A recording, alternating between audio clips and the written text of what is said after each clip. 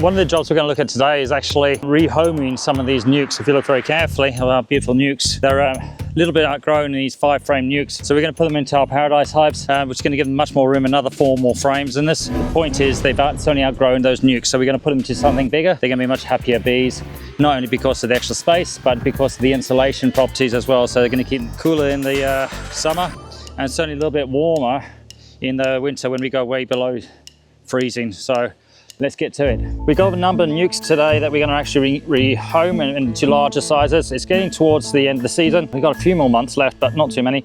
But the idea is to get them into the best possible health to go into the winter. So these are 5-frame nukes, very, very full. A little bit of bearding on them, so that definitely gives you a sign, but also the warm weather does encourage that bearding to occur as well. So we're going to put them into 9-frame Paradise hives, which is going to be just expanding a bit more with 2 frames either side, and that'll give them a bit more space to work on. And also that Paradise hive is going to do 2 things. Not only is it giving them more space, but actually the extra insulation properties over the winter is going to give them really good a chance to get right through. Long story short, we will be healthier bees as well as they come out in next season as well. They're also fantastic from a perspective of this high 30s we've been getting, which has been extremely warm for the bees. And we find the Paradise, they're actually at R7 and R8 insulation properties is making a massive difference. Okay, let's get to it. You catching me?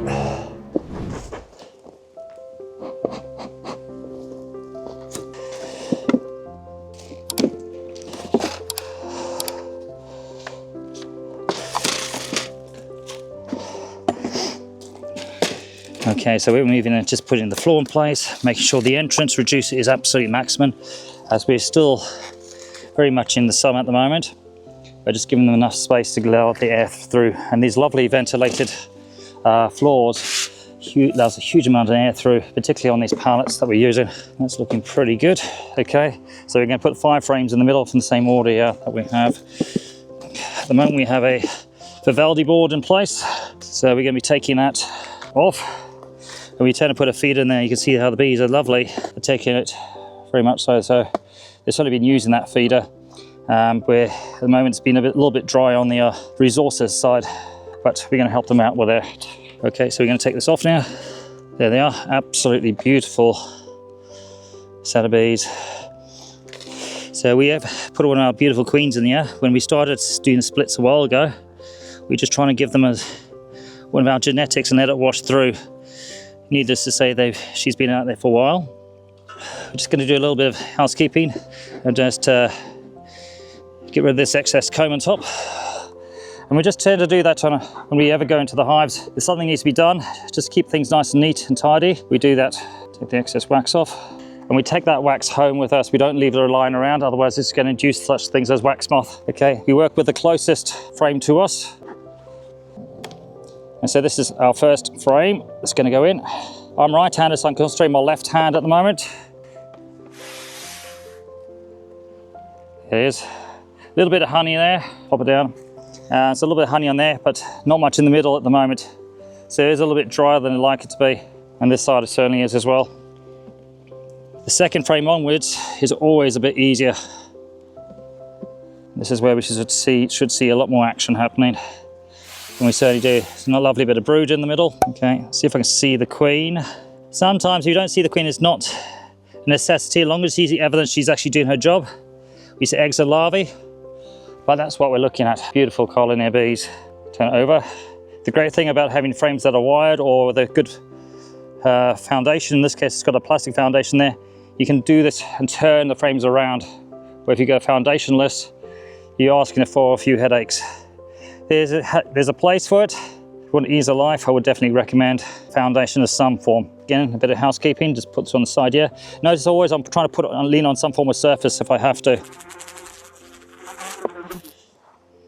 In it goes. Next, now we get into the center. And the way I look at this is almost like a central business district in the middle and versus the suburbs on the outside. So you always find the center always seems to be a bit busier than the others.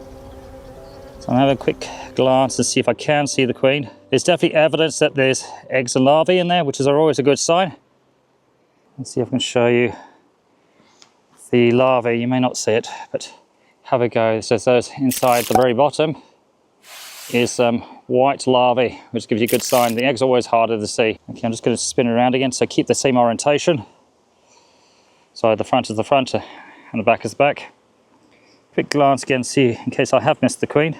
Sometimes you find a bulge of bees, and the queen has a habit of not liking the light at all, so sometimes she buries underneath other worker bees. In this case, usually the bunches, when you see the bunches right over the honey area, it's usually an indication they're just normal bees bunching there.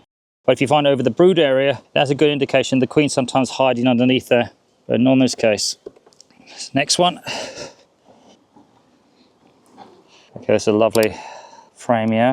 It's definitely a little bit drier than I'd like it to be. So I'm just doing a little scan. Oh, there's a bit of a bunch there. What could this be? There's just a bit of a comb. And I'm just scanning again. There's definitely a bit more honey on this side. A bit of honey in the top corners again. But I'm just scanning. She's definitely there because I can see evidence. I've done this before where I'm working with the bees and they literally just go from one frame to the next frame to the next frame, and you're effectively chasing the queen from one frame to the next. I notice when I'm putting back, I'm making sure the frames go back nice and neat again. So inside, yeah, this one. This is definitely heavier. There's a lot more honey in this one. You see the honey there? There's a beautiful frame of honey there. So that's a good sign. In this case, I don't think I need to necessarily feed. I don't see any sign of any sort of pests, such as small hive beetles. That's quite common around this time of year when you get towards the end of summer. We're now in mid-February, and usually the case. We just come back from traveling up and down the coast of Australia, east side of Australia, and there's definitely a lot more humidity. And as a result, the small hive beetle is certainly playing havoc up and down the coast a little bit. Okay, I didn't see the queen, but I'm still quite happy. One thing you can do is once you put this back in, just don't crush anything, have a quick look inside and see if there's anything in there. At the moment, nothing at all. Just get rid of that excess wax that we cut off earlier. And definitely no queen there. So what I tend to do, doesn't hurt the bees at all, this fashion, like that. And then I simply turn upside down. Now, I really wouldn't recommend that if there's a lot of rubbish in the bottom. In this case, they're very clean, and these hives are spick and span, what I call it. So there's literally no real rubbish in there. So the bees are generally happy. Nice, dry environment. What we're going to do now is actually add an extra brand new sheets of foundation. This is a plastic foundation. We've done some extra coating of beeswax on top of this, so really nice and thick, and the bees tend to love it. We have no problems with the bees taking to this at all. So I know that people are for plastic foundation, some against it. We find there's a good place for it at some points. Now these actually have had a little bit of beeswax being drawn at the moment, but we've added a little extra beeswax just to help them a bit more. So we cleaned it up a bit more and gone further. So that's 2 extra frames either side of their 5 frames. Again, we're trying to keep it nice and tight along here, but centralized as well from left and right. And that's looking pretty good.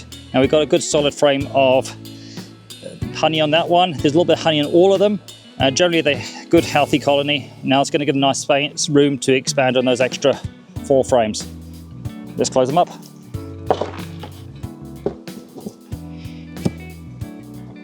That's ready to go. Make sure again the entrance is definitely open. Some of the common mistakes is that people forget about that, close them up, and just from a storage perspective, and then unfortunately you're going to get overheated bees, and unfortunately the demise of the bees too.